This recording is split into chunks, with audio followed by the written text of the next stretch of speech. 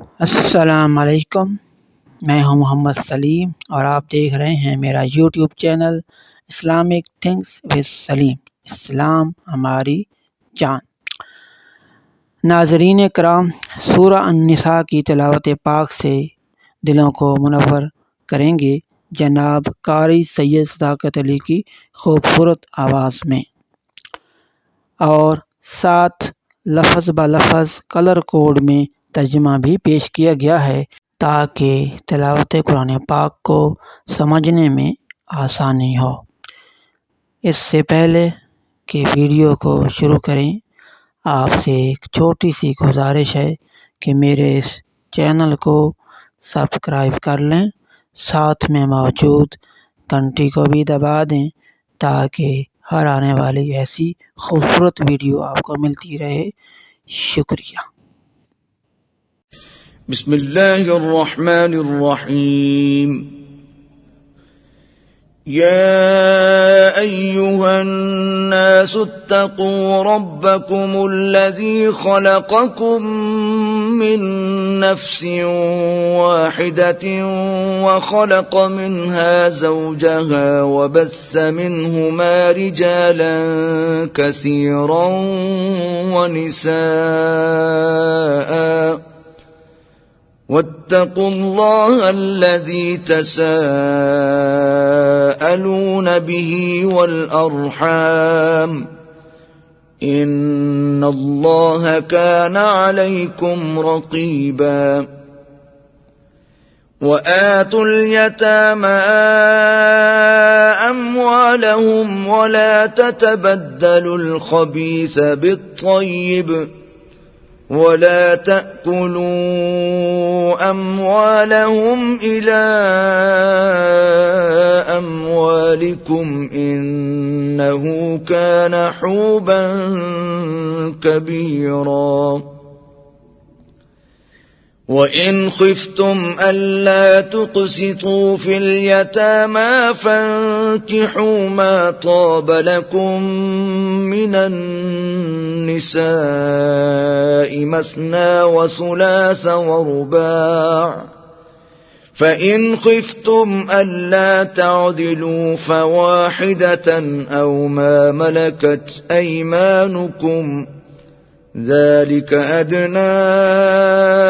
ألا تعولوا।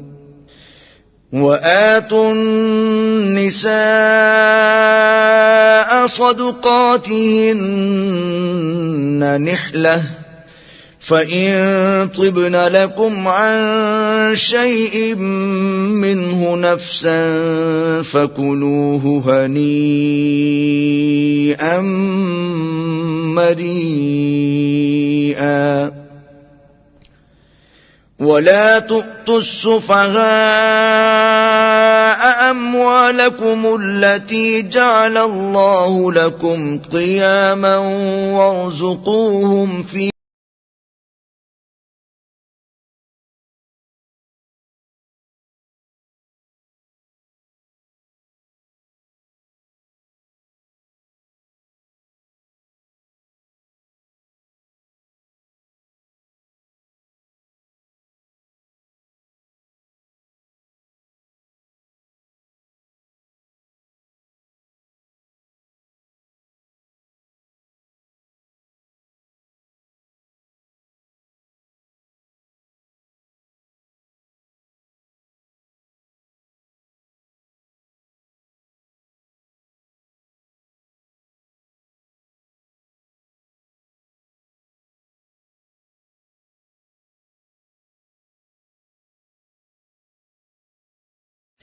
بسم الله الرحمن الرحيم.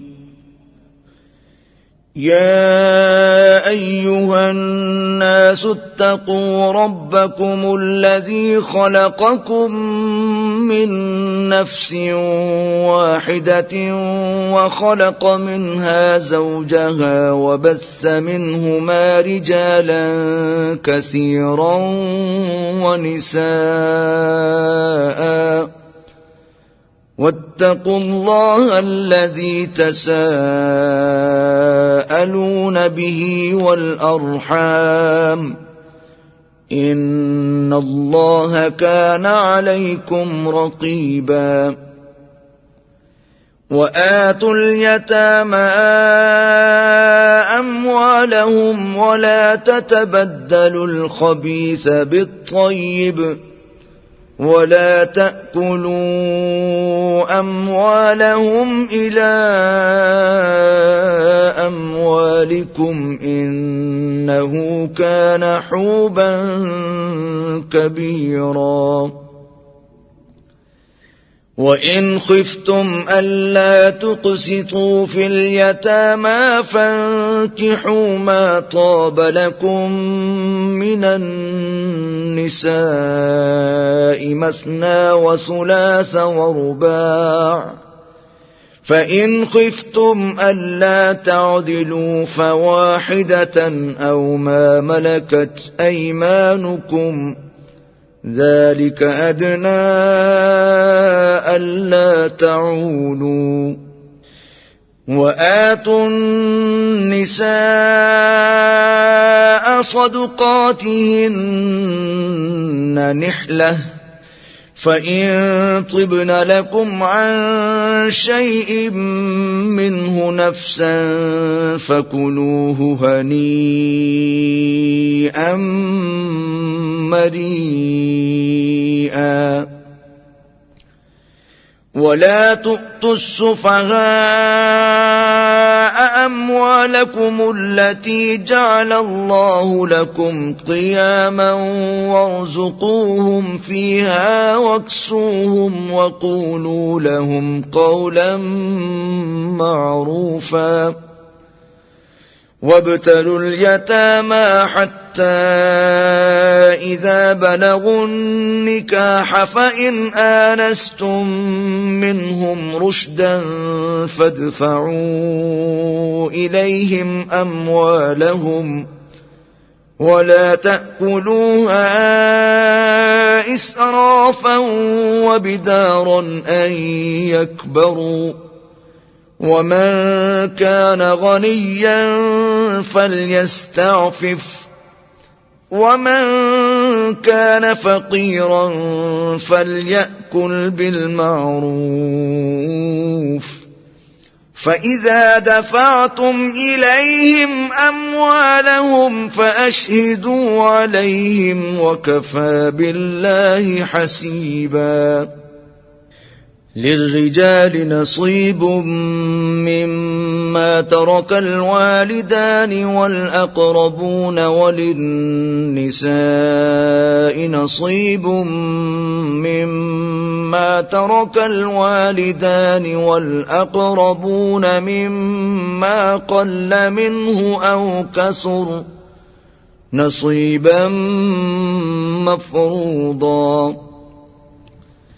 وإذا حضر القسمة أولو القربى واليتامى والمساكين فارزقوهم منه وقولوا لهم قولا معروفا وليخشى الذين لو تركوا من خلفهم ذرية ضعافا خافوا عليهم فليتقوا الله وليقولوا قولا سديدا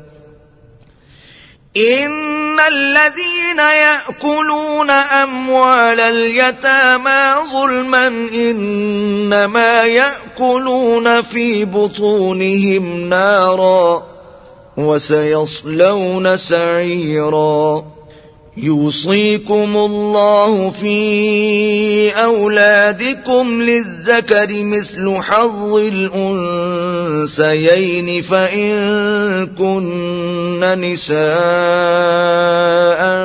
فوق اثنتين فلهن ثلثا ما ترك وإن كانت واحدة فلها النصف ولأبويه لكل واحد منهما السدس مما ترك إن كان له ولد فإن لم يكن له ولد وورثه أبواه فلأمه الثلث، فإن كان له إخوة فلأمه السدس من بعد وصية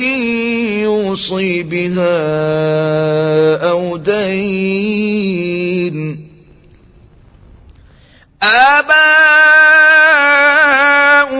وأبناؤكم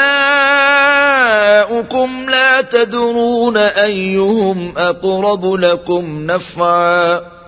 فريضة من الله، إن الله كان عليما حكيما. ولكم نصف ما ترك أزواجكم إن لم يكن لهن ولد، فإن كان لهن ولد فلكم الربع مما تركن من بعد وصية يوصين بها أو دين، ولهن الربع مما تركتم إن لم يكن لكم ولد، فإن كان لكم ولد فلهن الثمن مما تركتم من بعد وصية توصون بها أو دين. وإن كان رجل يورث كلالة أو امرأة وله أخ أو أخت فلكل واحد منهما السدس، فإن كانوا أكثر من ذلك فهم شركاء في الثلث من بعد وصية يوصى بها أو دين غير مضار،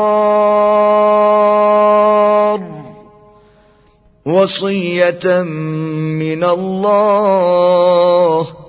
والله عليم حليم.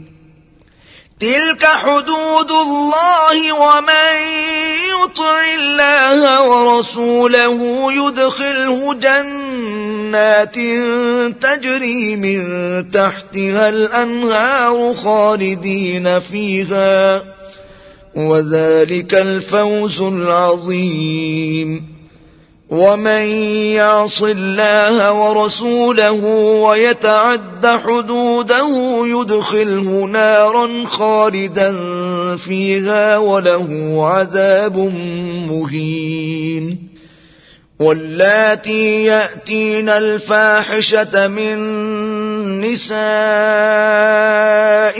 فاستشهدوا عليهن 4 منكم، فإن شهدوا فأمسكوهن في البيوت حتى يتوفاهن الموت أو يجعل الله لهن سبيلا. واللذان يأتيانها منكم فآذوهما، فإن تابا وأصلحا فأعرضوا عنهما، إن الله كان توابا رحيما.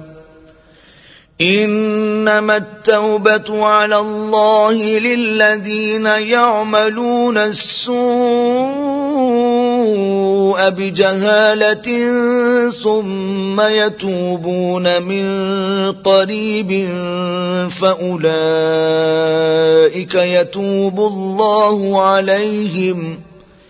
وكان الله عليما حكيما. وليست التوبة للذين يعملون السيئات حتى إذا حضر أحدهم الموت قال إني تبت الآن، ولا الذين يموتون وهم كفار، أولئك ذلك أعتدنا لهم عذابا أليما يا أيها الذين آمنوا لا يحل لكم أن ترثوا النساء كرها ولا تعضلوهن لتذهبوا ببعض ما آتيتموهن إلا أن يأتين بفاحشة مبينة وعاشروهن بالمعروف فإن كرهتموهن فعسى أن تكرهوا شيئا ويجعل الله فيه خيرا كثيرا وإن أردتم استبدال زوج مكان زوج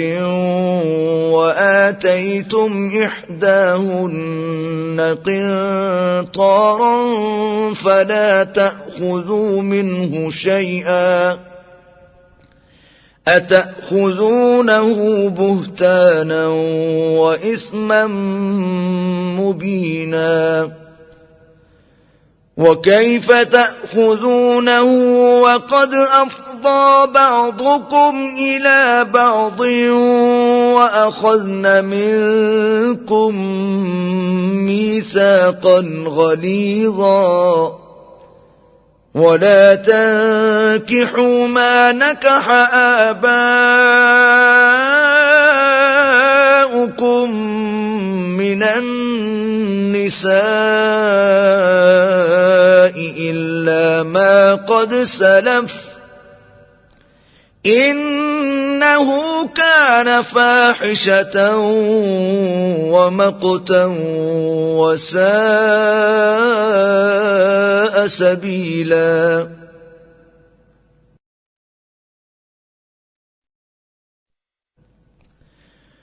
حرمت عليكم أمهاتكم وبناتكم وأخواتكم وعماتكم وخالاتكم وبنات الأخ وبنات الأخت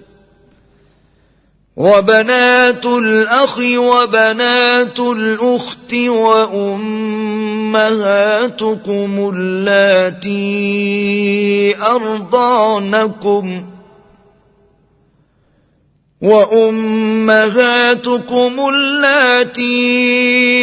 أرضعنكم وأخواتكم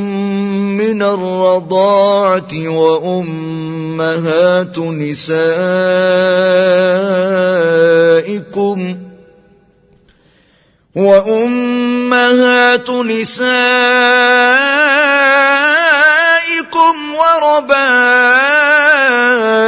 وربائبكم اللاتي في حجوركم من نسائكم اللاتي دخلتم بهن فإن لم تكونوا دخلتم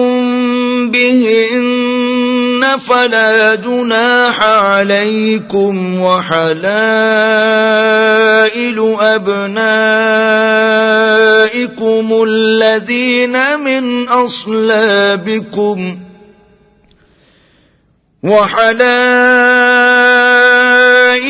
أبنائكم الذين من أصلابكم وأن تجمعوا بين الأختين إلا ما قد سلف إن الله كان غفورا رحيما والمحصنات من النساء إلا ما ملكت أيمانكم كتاب الله عليكم وأحل لكم ما وراء وراء ذلكم أن تبتغوا بأموالكم محصنين غير مسافحين، فما استمتعتم به منهن فآتوهن أجورهن فريضة، ولا جناح عليكم فيما تراضيتم به من بعد الفريضة، إن الله كان عليما حكيما. ومن لم يستطع منكم طولا أن ينكح المحصنات المؤمنات فمما ملكت أيمانكم من فتياتكم المؤمنات، والله أعلم بإيمانكم، بعضكم من بعض، فانكحوهن بإذن أهلهن وآتوهن أجورهن بالمعروف، وآتوهن، الله لا يحب من كان مختالا فخورا. الذين يبخلون ويأمرون الناس بالبخل ويكتمون ما آتاهم الله من فضله، وأعتدنا للكافرين عذابا مهينا.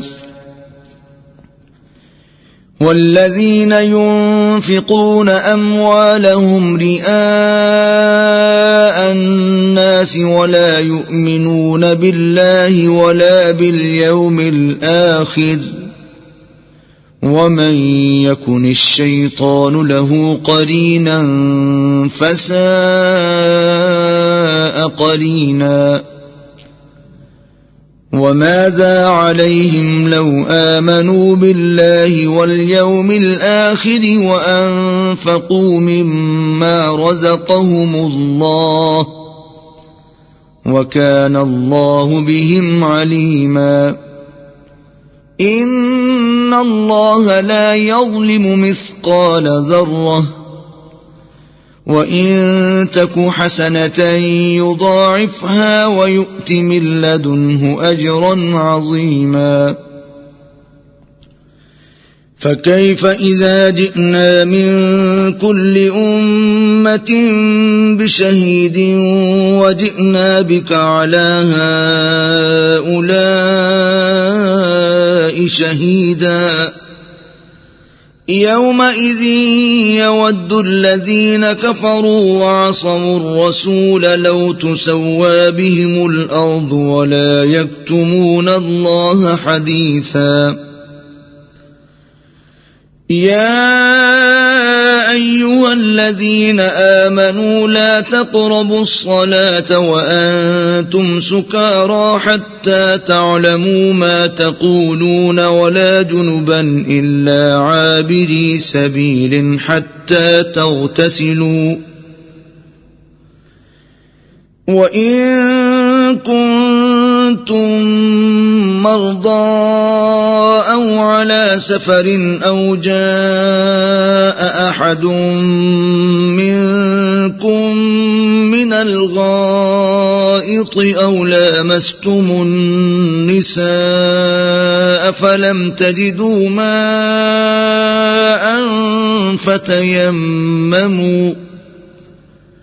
فتيمموا صعيدا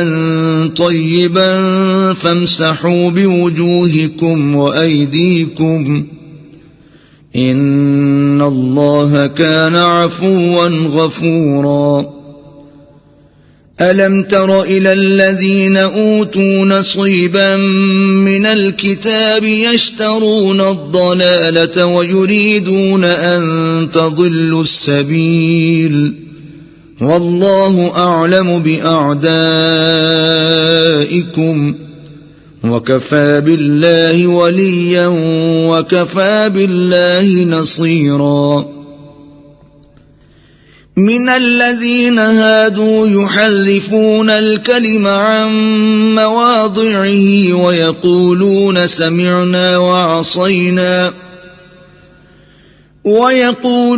سمعنا وعصينا واسمع غير مسمع وراعنا ليا بألسنتهم وطعنا في الدين ولو أنهم قالوا سمعنا وأطعنا واسمع وانظرنا لكان خيرا لهم وأقوم ولكن لعنهم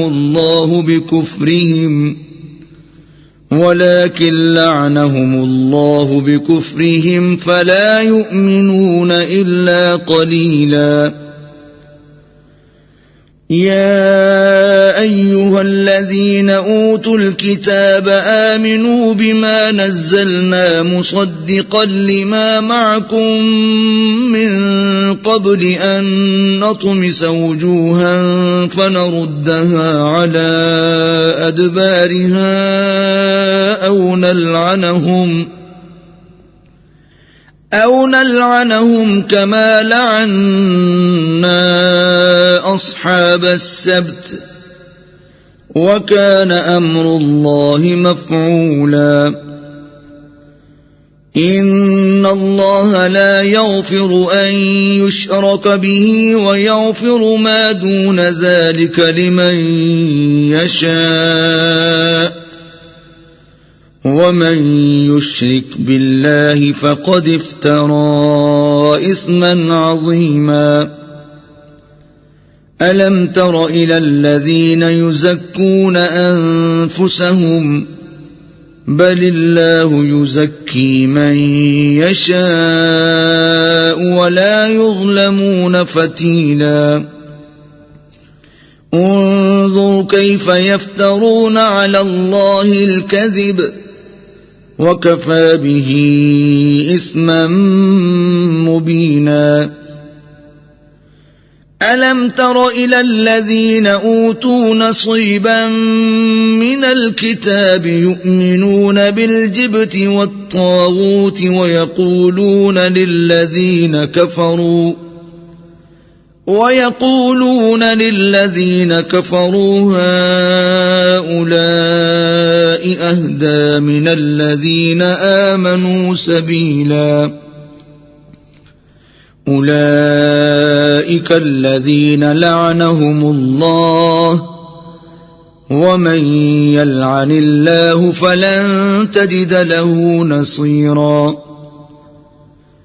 أم لهم نصيب من الملك فإذا لا يؤتون الناس نقيرا. أم يحسدون الناس على ما آتاهم الله من فضله فقد آتينا آل إبراهيم الكتاب والحكمة وآتيناهم ملكا عظيما. فمنهم من آمن به ومنهم من صد عنه وكفى بجهنم سعيرا. إن الذين كفروا بآياتنا سوف نصليهم نارا كلما نضجت جلودهم بدلناهم جلودا غيرها ليذوقوا العذاب إن الله كان عزيزا حكيما. والذين آمنوا وعملوا الصالحات سندخلهم جنات تجري من تحتها الأنهار خالدين فيها أبدا لهم فيها أزواج مطهرة وندخلهم ظلا ظليلا. إن الله يأمركم أن تؤدوا الأمانات إلى أهلها وإذا حكمتم بين الناس أن تحكموا بالعدل إن الله نعم يعظكم به إن الله كان سميعا بصيرا يا أيها الذين آمنوا أطيعوا الله وأطيعوا الرسول وأولي الأمر منكم فإن تنازعتم في شيء فردوه إلى الله والرسول إن كنتم تؤمنون بالله واليوم الآخر ذلك خير وأحسن تأويلا ألم تر إلى الذين يزعمون أنهم آمنوا بما أنزل إليك وما أنزل من قبلك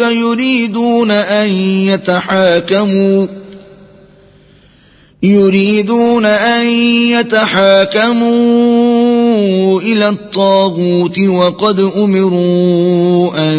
يكفروا به ويريد الشيطان أن يضلهم ضلالا بعيدا وإذا قيل لهم تعالوا إلى ما أنزل الله وإلى الرسول رأيت المنافقين يصدون عنك صدودا فكيف إذا أصابتهم مصيبة بما قدمت أيديهم ثم جاءوك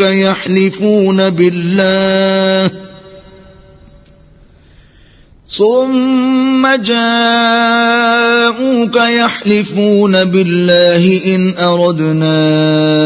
إلا إحسانا وتوفيقا أولئك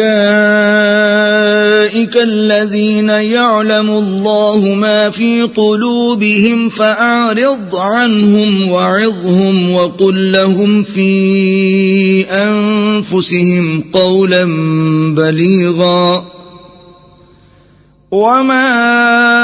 أرسلنا من رسول إلا ليطاع بإذن الله ولو أنهم إذ ظلموا أنفسهم جاءوك فاستغفروا الله واستغفر لهم الرسول لوجدوا الله توابا رحيما فلا وربك لا يؤمنون حتى يحكموك فيما شجر بينهم ثم لا يجدوا في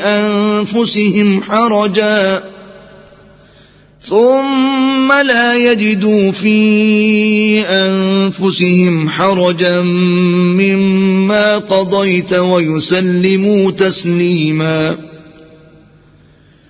ولو أنا كتبنا عليهم أن اقتلوا أنفسكم أو اخرجوا من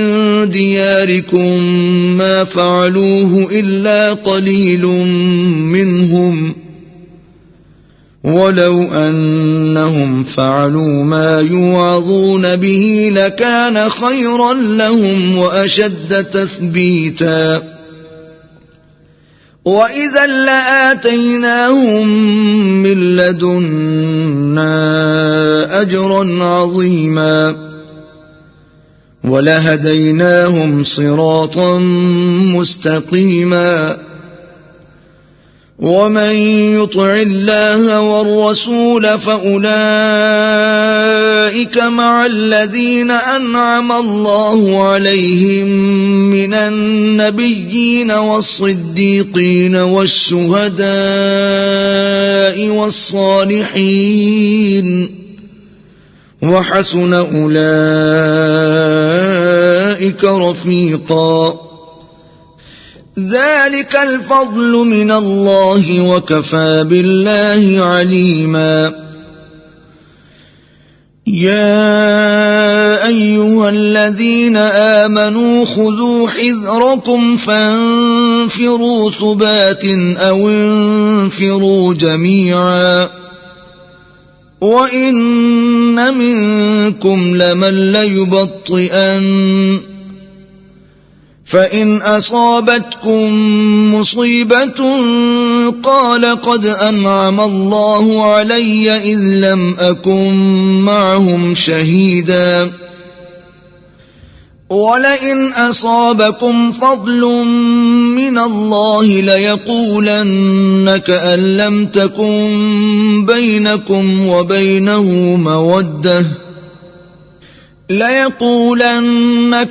لم تكن بينكم وبينه مودة يا ليتني كنت معهم فأفوز فوزا عظيما فليقاتل في سبيل الله الذين يشرون الحياة الدنيا بالآخرة ومن يقاتل في سبيل الله فيقتل أو يغلب فسوف نؤتيه أجرا عظيما وما لكم لا تقاتلون في سبيل الله والمستضعفين من الرجال والنساء والولدان الذين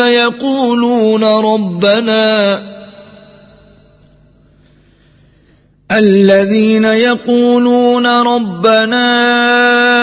أخرجنا من هذه القرية الظالم أهلها واجعل لنا من لدنك وليا واجعل لنا من لدنك نصيرا الذين آمنوا يقاتلون في سبيل الله والذين كفروا يقاتلون في سبيل الطاغوت فقاتلوا أولياء الشيطان إن كيد الشيطان كان ضعيفا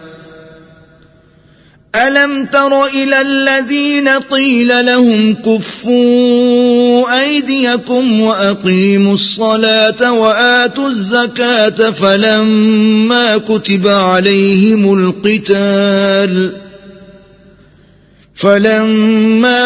عليهم القتال إذا فريق منهم يخشون الناس كخشية الله أو أشد خشية وقالوا ربنا لم كتبت علينا القتال لولا أخرتنا إلى أجل قريب قل متاع الدنيا قليل والآخرة خير لمن اتقى ولا تظلمون فتيلا أينما تكونوا يدرككم الموت ولو كنتم في بروج مشيدة وإن تصبهم حسنة يقولوا هذه من عند الله وإن تصبهم سيئة يقولوا هذه من عندك قل كل من عند الله فما لهؤلاء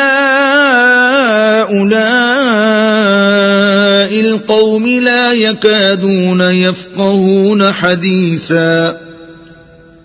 ما أصابك من حسنة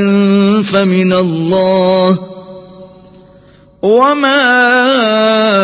أصابك من سيئة فمن نفسك وأرسلناك للناس رسولا وكفى بالله شهيدا من يطع الرسول فقد أطاع الله ومن تولى فما أرسلناك عليهم حفيظا ويقولون طاعة فإذا برزوا من عندك بيت طائفة منهم غير الذي تقول والله يكتب ما يبيتون فأعرض عنهم وتوكل على الله وكفى بالله وكيلا أفلا يتدبرون القرآن ولو كان من عند غير الله لوجدوا فيه اختلافا كثيرا وإذا جاءهم أمر من الأمن أو الخوف أذاعوا به ولو ردوه إلى الرسول وإلى أولي الأمر منهم لعلمه الذين يستنبطونه منهم ولولا فضل الله عليكم ورحمته لاتبعتم الشيطان إلا قليلا فقاتل في سبيل الله لا تكلف إلا نفسك وحرض المؤمنين عسى الله أن يكف بأس الذين كفروا والله أشد بأسا وأشد تنكيلا من يشفع شفاعة حسنة يكن له نصيب منها ومن يشفع شفاعة سيئة يكن له كفل منها وكان الله على كل شيء مقيتا وإذا حييتم بتحية فحيوا بأحسن منها أو ردوها إن الله كان على كل شيء حسيبا الله لا إله إلا هو ليجمعنكم إلى يوم القيامة لا ريب فيه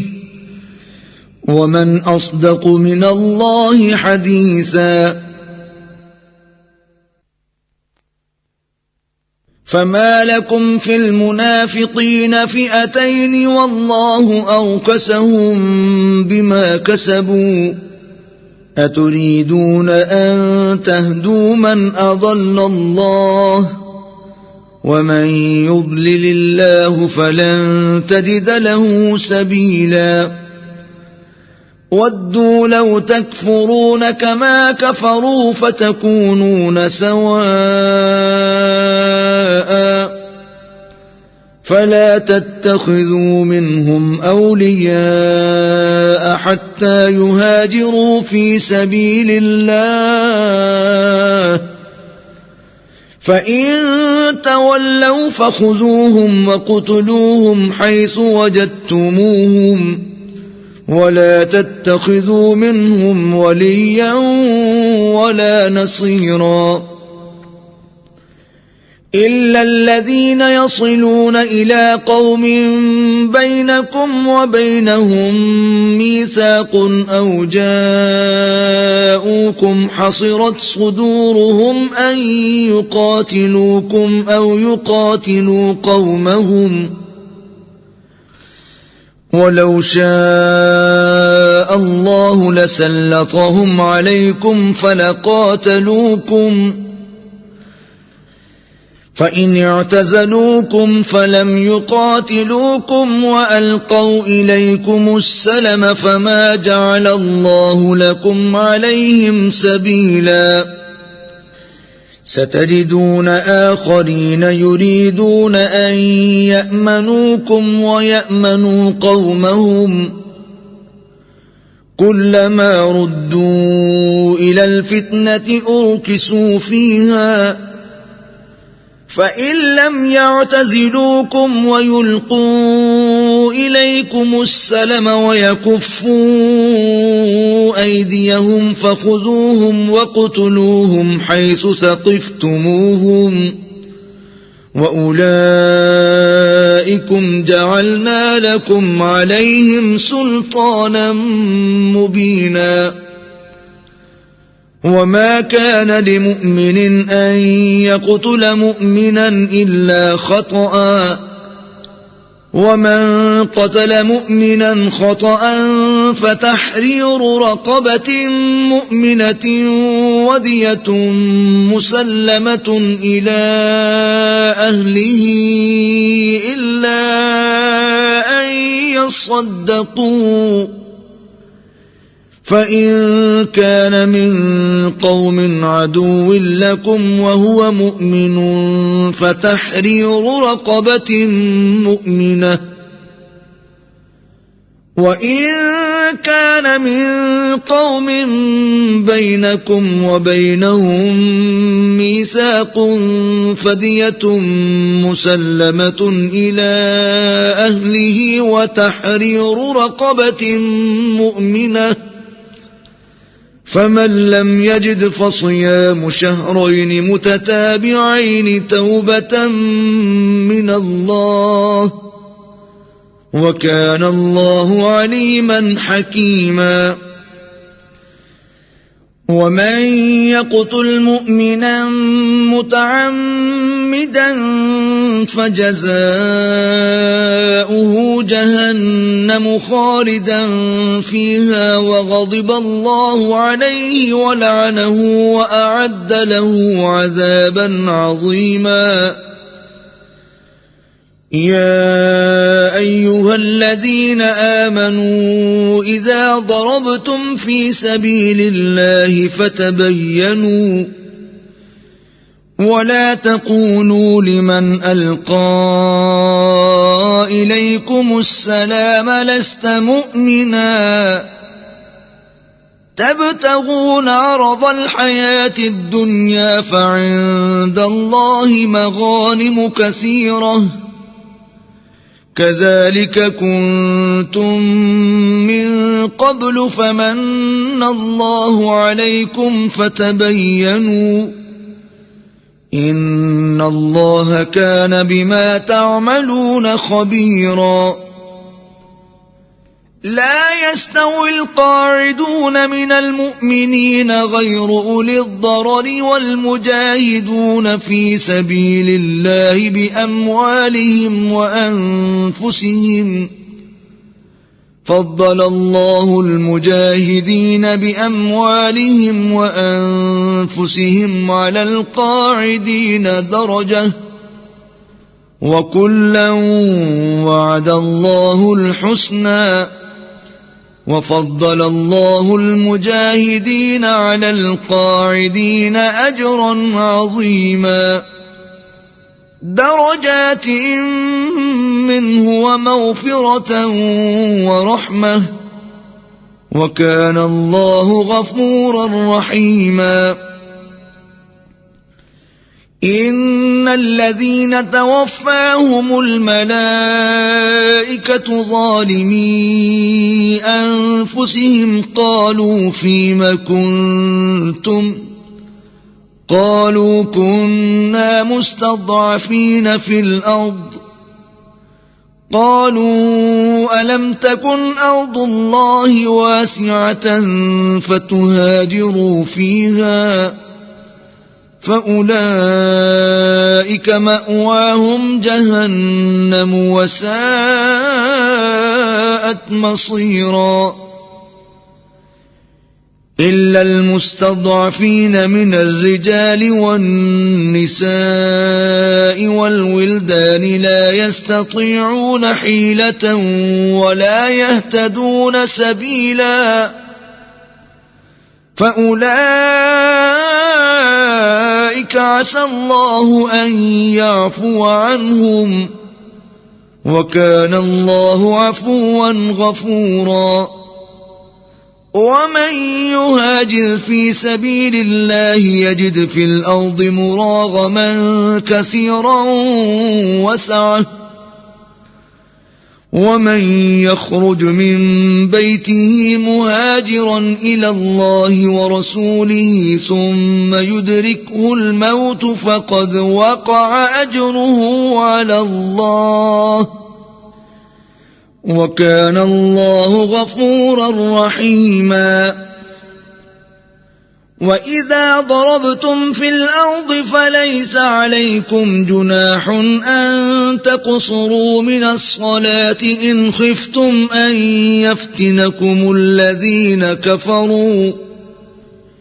إن الكافرين كانوا لكم عدوا مبينا وإذا كنت فيهم فأقمت لهم الصلاة فلتقم طائفة منهم معك وليأخذوا أسلحتهم فإذا سجدوا فليكونوا من ورائكم ولتأت طائفة أخرى لم يصلوا فليصلوا معك وليأخذوا حذرهم وأسلحتهم ود الذين كفروا لو تغفلون عن أسلحتكم وأمتعتكم فيميلون عليكم ميلة واحدة ولا جناح عليكم إن كان بكم أذى من مطر أو كنتم مرضى أن تضعوا أسلحتكم وخذوا حذركم إن الله أعد للكافرين عذابا مهينا فإذا قضيتم الصلاة فاذكروا الله قياما وقعودا وعلى جنوبكم فإذا اطمأننتم فأقيموا الصلاة إن الصلاة كانت على المؤمنين كتابا موقوتا ولا تهنوا في ابتغاء القوم إن تكونوا تألمون فإنهم يألمون كما تألمون وترجون من الله ما لا يرجون وكان الله عليما حكيما إنا أنزلنا إليك الكتاب بالحق لتحكم بين الناس بما أراك الله ولا تكن للخائنين خصيما واستغفر الله إن الله كان غفورا رحيما ولا تجادل عن الذين يختانون أنفسهم إن الله لا يحب من كان خوانا أثيما يستخفون من الناس ولا يستخفون من الله وهو معهم إذ يبيتون ما لا يرضى من القول وكان الله بما يعملون محيطا ها أنتم هؤلاء جادلتم عنهم في الحياة الدنيا فمن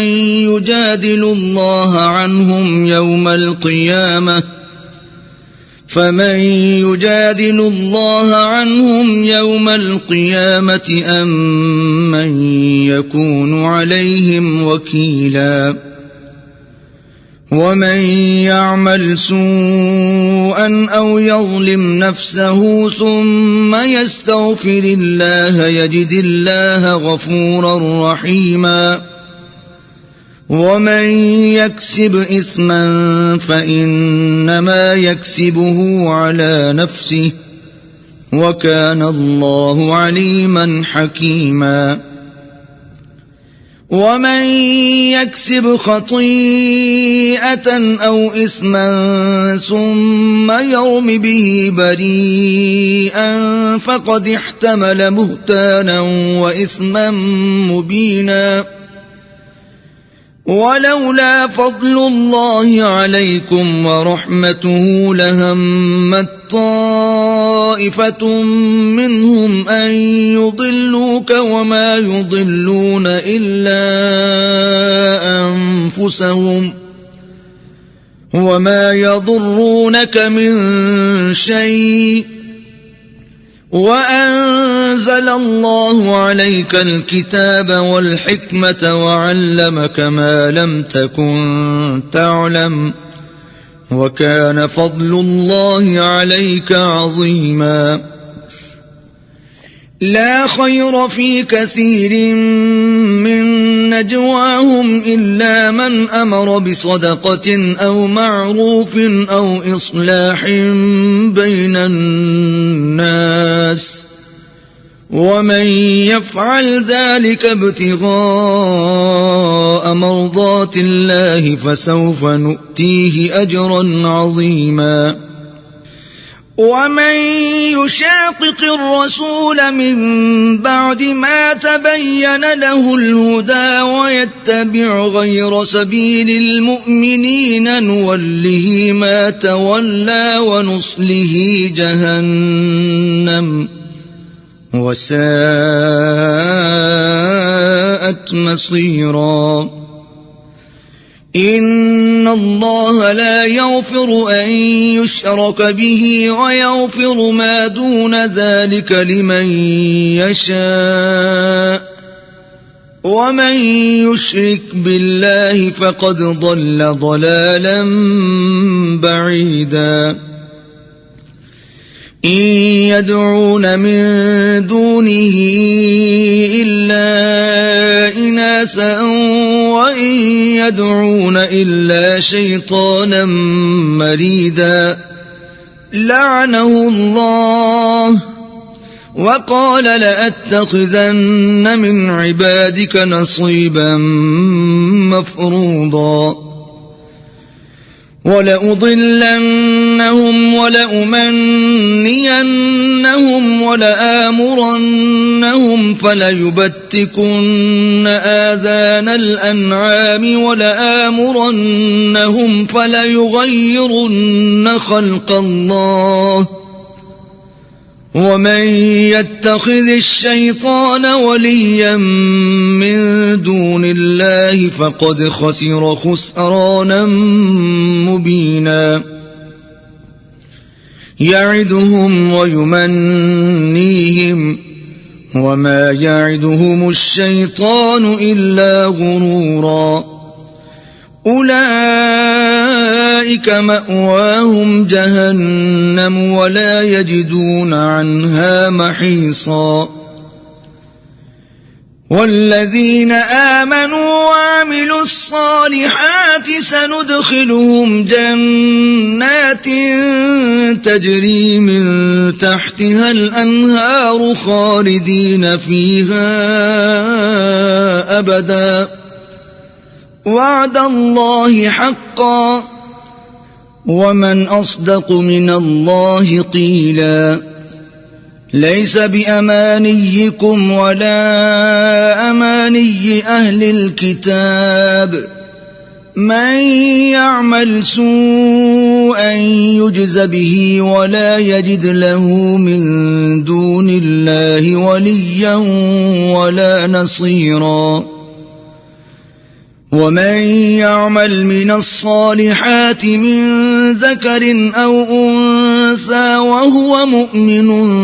فأولئك يدخلون الجنة ولا يظلمون نقيرا ومن أحسن دينا ممن أسلم وجهه لله وهو محسن واتبع ملة إبراهيم حنيفا واتخذ الله إبراهيم خليلا ولله ما في السماوات وما في الأرض وكان الله بكل شيء محيطا ويستفتونك في النساء قل الله يفتيكم فيهن وما يتلى عليكم في الكتاب في يتامى النساء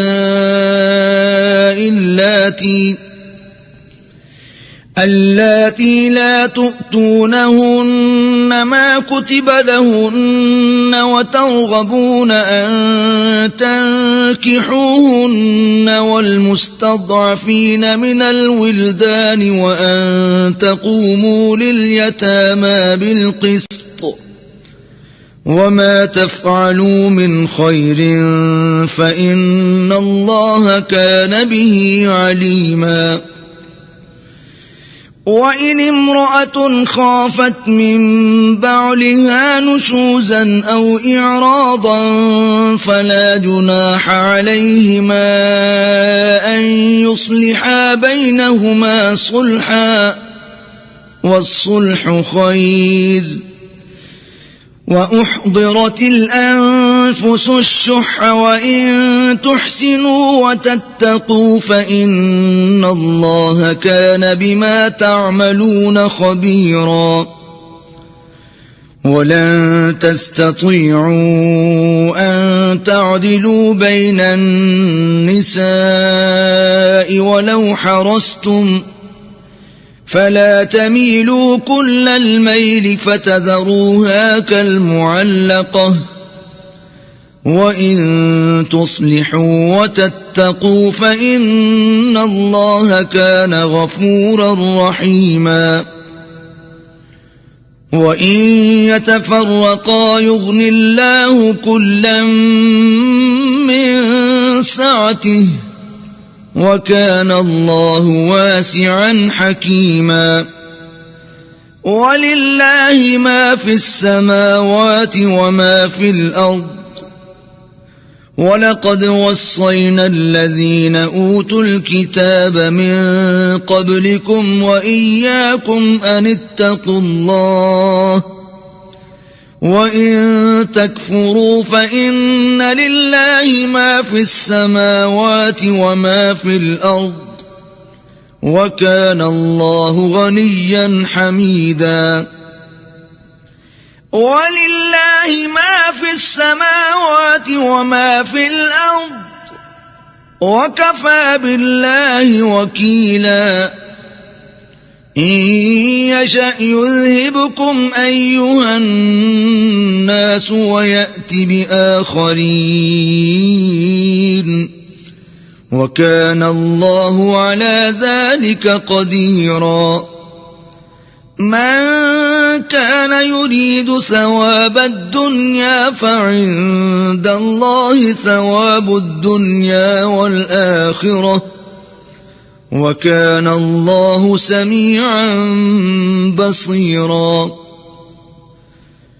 يا أيها الذين آمنوا كونوا قوامين بالقسط شهداء لله ولو على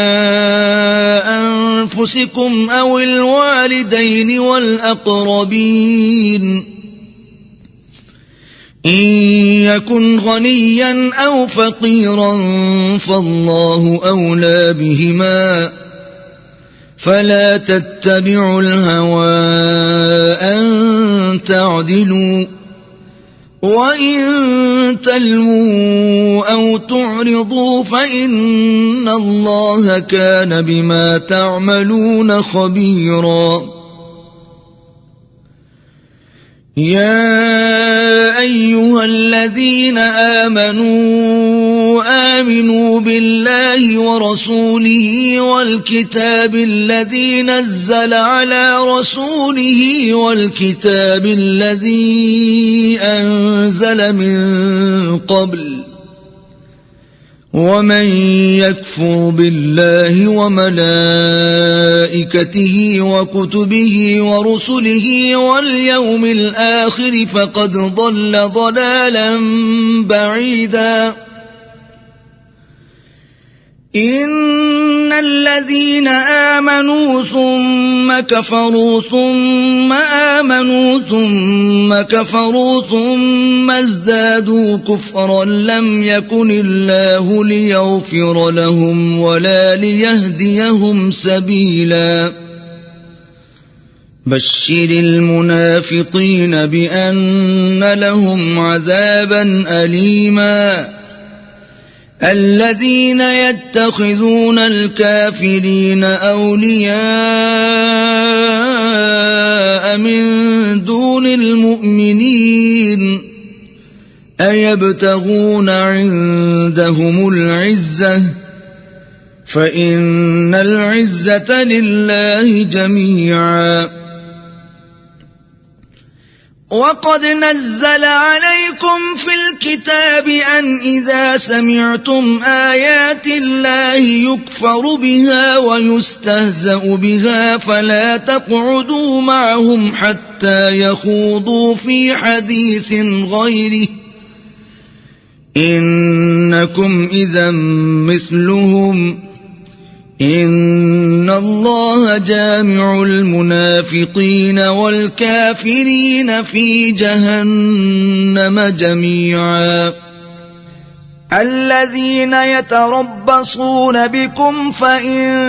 كان لكم فتح من الله قالوا ألم نكن معكم وإن كان للكافرين نصيب قالوا ألم نستحوذ عليكم ونمنعكم من المؤمنين فالله يحكم بينكم يوم القيامة ولن يجعل الله للكافرين على المؤمنين سبيلا إن المنافقين يخادعون الله وهو خادعهم وإذا قاموا إلى الصلاة قاموا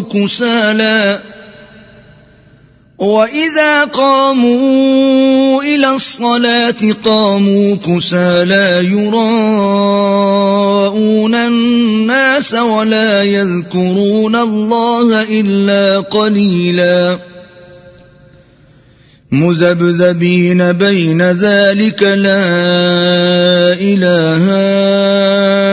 هؤلاء ولا إله هؤلاء ومن يضلل الله فلن تجد له سبيلا يا أيها الذين آمنوا لا تتخذوا الكافرين أولياء من دون المؤمنين أتريدون أن تجعلوا لله عليكم سلطانا مبينا إن المنافقين في الدرك الأسفل من النار ولن تجد لهم نصيرا إلا الذين تابوا وأصلحوا واعتصموا بالله وأخلصوا دينهم لله فأولئك مع المؤمنين وسوف يؤتي الله المؤمنين أجرا عظيما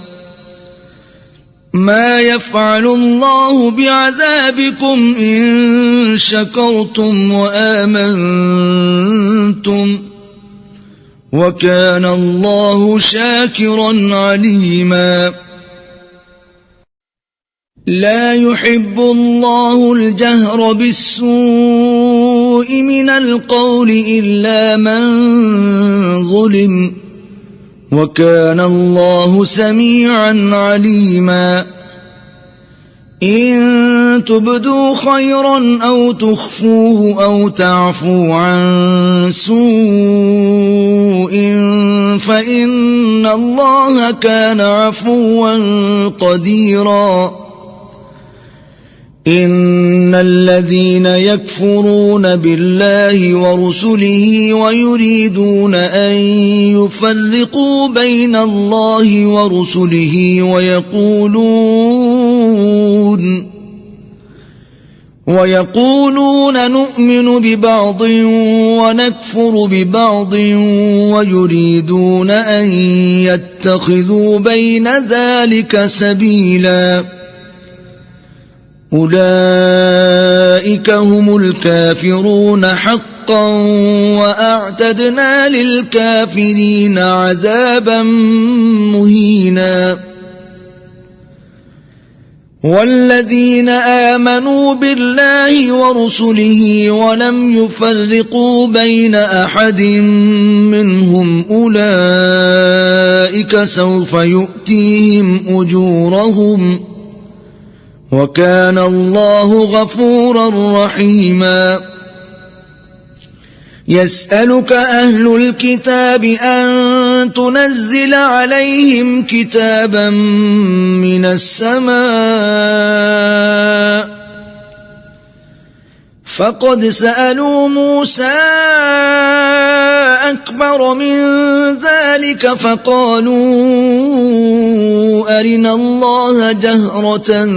فأخذتهم الصاعقة بظلمهم ثم اتخذوا العجل من بعد ما جاءتهم البينات فعفونا عن ذلك وآتينا موسى سلطانا مبينا ورفعنا فوقهم الطور بميثاقهم وقلنا لهم ادخلوا الباب سجدا وقلنا لهم لا تعدوا في السبت وأخذنا منهم ميثاقا غليظا فبما نقضهم ميثاقهم وكفرهم بآيات الله وقتلهم الأنبياء بغير حق وقولهم قلوبنا غلف بل طبع الله عليها بكفرهم فلا يؤمنون إلا قليلا وبكفرهم وقولهم على مريم بهتانا عظيما وقولهم إنا قتلنا المسيح عيسى ابن مريم رسول الله وما قتلوه وما صلبوه ولكن شبه لهم وإن الذين اختلفوا فيه لفي شك منه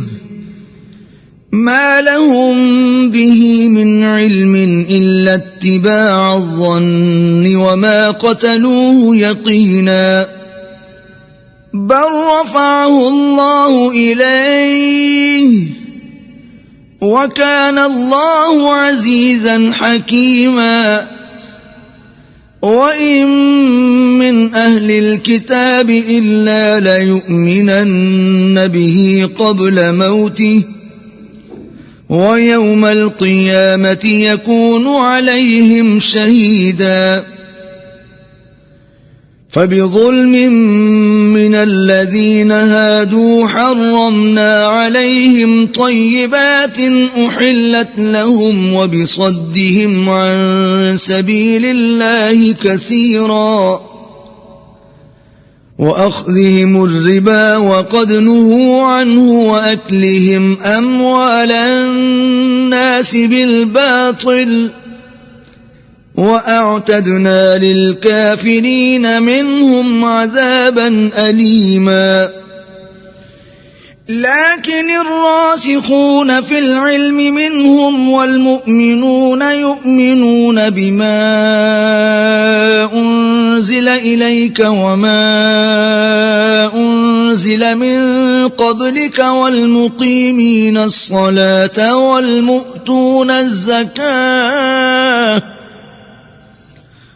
والمؤمنون بالله واليوم الآخر أولئك سنؤتيهم أجرا عظيما إنا أوحينا إليك كما أوحينا إلى نوح والنبيين من بعده وأوحينا إلى إبراهيم وإسماعيل وإسحاق ويعقوب والأسباط وعيسى وأيوب ويونس وهارون وسليمان وآتينا داود زبورا ورسلا قد قصصناهم عليك من قبل ورسلا لم نقصصهم عليك وكلم الله موسى تكليما رسلا مبشرين ومنذرين لئلا يكون للناس على الله حجة بعد الرسل وكان الله عزيزا حكيما لكن الله يشهد بما أنزل إليك أنزله بعلمه والملائكة يشهدون وكفى بالله شهيدا إن الذين كفروا وصدوا عن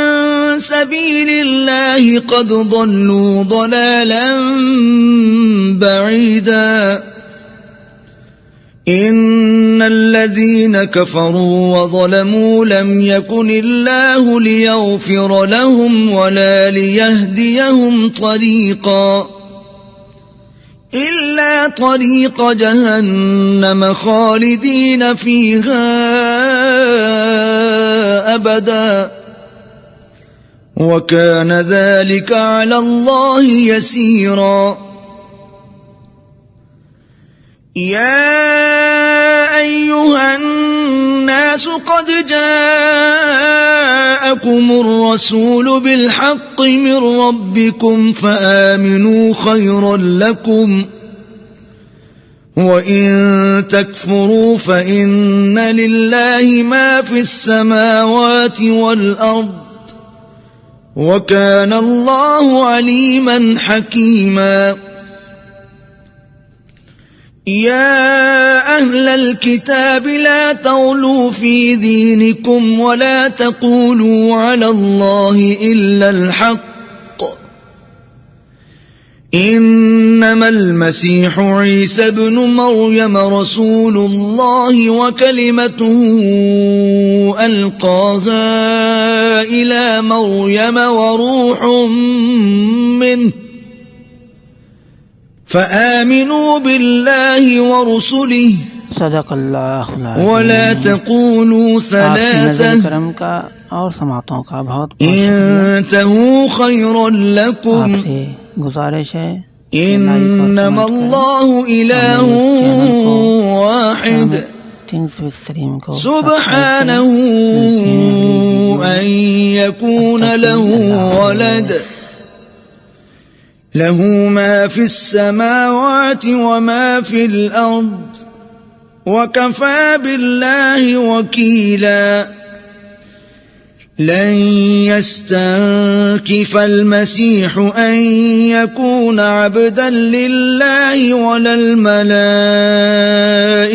المقربون ومن يستنكف عن عبادته ويستكبر فسيحشرهم إليه جميعا فأما الذين آمنوا وعملوا الصالحات فيوفيهم أجورهم ويزيدهم من فضله وأما الذين استنكفوا واستكبروا فيعذبهم عذابا أليما ولا يجدون لهم من دون الله وليا ولا نصيرا يا أيها الناس قد جاءكم برهان من ربكم وأنزلنا إليكم نورا مبينا فأما الذين آمنوا بالله واعتصموا به فسيدخلهم في رحمة منه وفضل ويهديهم إليه صراطا مستقيما يستفتونك قل الله يفتيكم في الكلالة إن امرؤ هلك ليس له ولد وله أخت فلها نصف ما ترك وهو يرثها إن لم يكن لها ولد فإن كانت اثنتين فلهما الثلثان مما ترك وإن كانوا إخوة رجالا ونساء فللذكر مثل حظ الأنثيين يبين الله لكم أن تضلوا والله بكل شيء عليم सदक़ल्लाहुल अज़ीम। आपकी समातों का और नज़र करम का बहुत बहुत शुक्रिया। इसको लाइक करें, शेयर करें ताकि दूसरे भी अपने ईमान को ताज़ा कर सकें और मेरे चैनल को सब्सक्राइब कर लें। मिलते हैं अगली वीडियो में, तब तक के लिए अल्लाह हाफ़िज़।